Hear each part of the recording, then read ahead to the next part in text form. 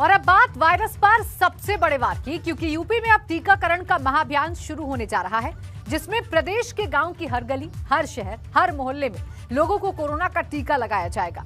हालांकि ये मिशन मुश्किल है, लेकिन सरकार को अपने मिशन जून पर पूरा यकीन है। योगी सरकार का मिशन जून।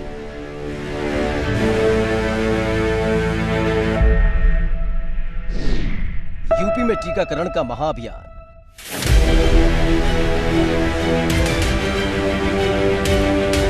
30 दिन में 1 करोड़ वैक्सीन लगाने का लक्ष्य।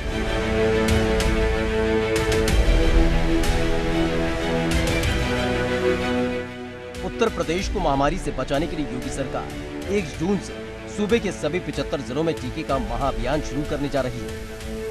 अब यूपी के हर जिले में 18+ के लोगों को वैक्सीन लगाई जाएगी, क्योंकि अभी इस एज ग्रुप को सिर्फ 23 जिलों में ही वैक्सीन लगाई जा रही थी। योगी सरकार ने मिशन जून के तहत वैक्सीन की 1 करोड़ डोज लगाने का लक्ष्य तय किया है। प्रदेश में बड़े स्तर पर 18 से 44 साल के लिए वैक्सीनेशन का कार्यक्रम जरूर शुरू हो रहा है, लेकिन वैक्सीनेशन के इस कार्यक्रम को असली गति तभी मिलेगी जब प्रदेश सरकार की तरफ से किए गए ग्लोबल टेंडर के अंतर्गत वैक्सीन आने की शुरुआत होगी। फिलहाल कोवैक्सीन और कोविशील्ड की जिन 50-50 लाख डोज के लिए प्रदेश सरकार की तरफ से ऑर्डर दिए गए थे, उसी में से वैक्सीन आ रही है और उसी आधार पर प्रदेश के 75 जिलों में कुछ लोगों को अभी इस वैक्सीन के कार्यक्रम से लाभान्वित किया जाएगा। सरकार की योजना यूपी के सभी गांव, गली, मोहल्लों से लेकर शहर तक वैक्सीनेशन करने की है। अभी तक यूपी में 1 करोड़ 76 लाख डोज लग चुकी है। अब प्रदेश सरकार की तैयारी जून के अंत तक इस ग्राफ को 3 करोड़ के पार ले जाने की है। वहीं गरीब तबके से जुड़े हुए लोगों को अलग से कोविड-19 का टीका लगवाया जाएगा। इस मिशन में दूध विक्रेता, सब्जी विक्रेता, ऑटो, टेम्पो, रिक्शा चालक, ठेले, खोमचे और रेहड़ी पटरी वालों के टीकाकरण पर विशेष जोर दिया जाएगा। गरीब व्यापारियों का भी ध्यान रखा जाएगा। साथ ही हर जिले में 12 वर्ष से कम उम्र के बच्चों के अभिभावकों को वैक्सीन लगवाने के लिए टीकाकरण केंद्र पर 2 विशेष सत्र चलाए जाएंगे। गौरतलब है कि कोरोना की तीसरी लहर को ध्यान में रखकर योगी सरकार ने टीकाकरण में 12 वर्ष से कम आयु के बच्चों के अभिभावकों को प्राथमिकता देने का फैसला किया है।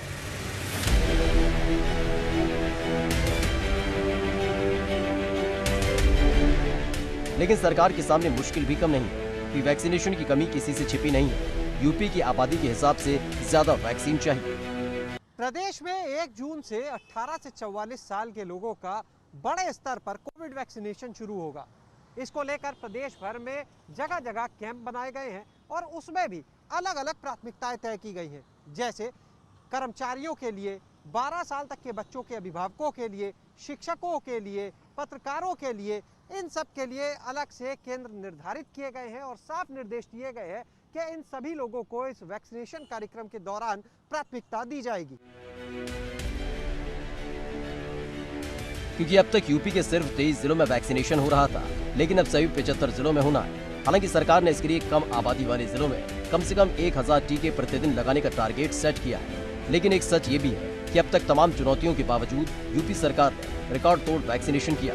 उसे भरोसा है कि वो इस बार फिर अपने लक्ष्य को हासिल कर लेगी। लेकिन सवाल लोगों में वैक्सीनेशन की जागरूकता का भी है। ऐसी कई तस्वीरें सामने आई जहां लोग वैक्सीन को भूत समझकर भाग रहे हैं।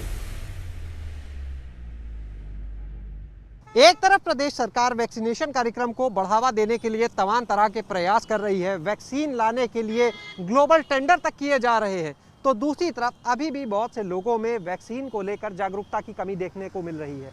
बहुत से लोग रजिस्ट्रेशन कराने के बाद भी वैक्सीन के लिए नहीं पहुंचे, तो बड़ी संख्या ऐसे लोगों की भी है जिनमें वैक्सीन को लेकर डर है। पिछले कुछ दिनों में कई जगह से ऐसे मामले भी सामने आए जब वैक्सीन की डर से ग्रामीण क्षेत्रों में खास करके लोग भागने लगे टीम से, यहाँ तक कि नदी में भी कूद गए। तो ऐसे लोगों को जागरूक करना भी एक बड़ी चुनौती है। वहीं इसके साथ ही लापरवाह सिस्टम को भी दुरुस्त करना होगा, क्योंकि राजधानी लखनऊ के झलकारी बाई महिला चिकित्सालय में वैक्सीनेशन को लेकर बड़ी लापरवाही सामने आई, जहां एक महिला को वैक्सीन की पहली डोज लगाने के बाद उसकी पोर्टल पर ऑनलाइन एंट्री ही नहीं की गई। जब वो महिला दूसरी डोज लेने पहुंची तो वहां उसका रिकॉर्ड ही नहीं मिला। मैंने फर्स्ट डोज 4 तारीख को करवाई थी, मैंने यही करवाया था और 4 तारीख को मेरा फर्स्ट डोज था और उन्होंने कोई अपडेट नहीं किया, तो हमने अपने फ़ोन पे मतलब वेट भी किया, लेकिन कोई अपडेट आया नहीं। इससे पहले सिद्धार्थनगर में कई लोगों को पहली डोज कोविशील्ड और दूसरी डोज कोवैक्सीन की लगा दी गई। ऐसे में सरकार को इस लापरवाही पर भी रोक लगानी होगी।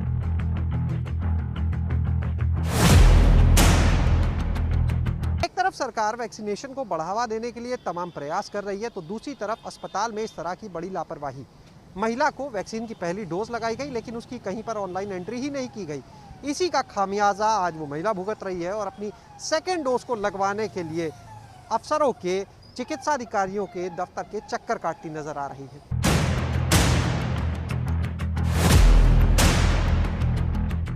वहीं वैक्सीन की कमी के बीच बीएचयू के वैज्ञानिकों ने बड़ा दावा किया, जिसके मुताबिक एक बार कोरोना से संक्रमित हो चुके लोगों को वैक्सीन की एक डोज ही पर्याप्त है, क्योंकि ऐसे लोगों में वैक्सीन की पहली खुराक 10 दिन के अंदर पर्याप्त एंटीबॉडी बना देती है, जबकि जो कोरोना संक्रमित नहीं हुए उनमें वैक्सीन लगने के बाद एंटीबॉडी बनने में 3 से 4 हफ्ते का समय लगता है। वैज्ञानिकों ने प्रधानमंत्री नरेंद्र मोदी को पत्र लिखकर इसका सुझाव भी दिया है। देखिए, इसके दो बड़े आधार हैं। पहला तो ये है कि हमारे शरीर में जो बी सेल और टी सेल होते हैं वो इम्यूनिटी के बहुत बड़े यही संवाहक हैं।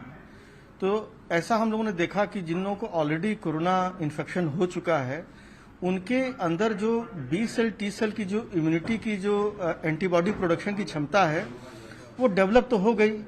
अब जो हम वैक्सीन की बात कर रहे हैं तो ये इन्फेक्शन एक बूस्टर डोज की तरह काम कर रहा है। जी, हम लोगों ने ये काम जब शुरू किया तो हमारे मन में एक सवाल था कि वैक्सीन का रिस्पांस जो है वो लोगों में कैसे आ रहा है। तो इसके लिए हम लोगों ने 2 ग्रुप बनाया। एक ग्रुप वो जो कोरोना इन्फेक्शन जिसको होकर के जो रिकवर हो चुका था, और दूसरा ग्रुप नईव लोग जिनको कि इन्फेक्शन नहीं हुआ था। तो इन दोनों ग्रुप को हम लोग जब वैक्सीन लगने के बाद इनको वीकली ट्रैक करना शुरू किए कि कितने दिन बाद जो है इनमें एंटीबॉडीज बन रही है। तो हमने देखा कि जो पहला ग्रुप था जो कोरोना वायरस से इन्फेक्ट होकर के ठीक हो चुका था, उसमें पहले और दूसरे वीक में ही एंटीबॉडीज बन चुकी थी। अगर वैज्ञानिकों की बात में दम है तो इससे एक बड़ी मुश्किल आसान हो सकती है, लेकिन इसके लिए दुनिया के दूसरे वैज्ञानिकों से भी राय लेनी चाहिए, क्योंकि सवाल लोगों की जिंदगी का है और कोरोना काल में वैक्सीन से बड़ी कोई संजीवनी नहीं है। लखनऊ से एबीपी गंगा के लिए शैलेश अरोड़ा की रिपोर्ट।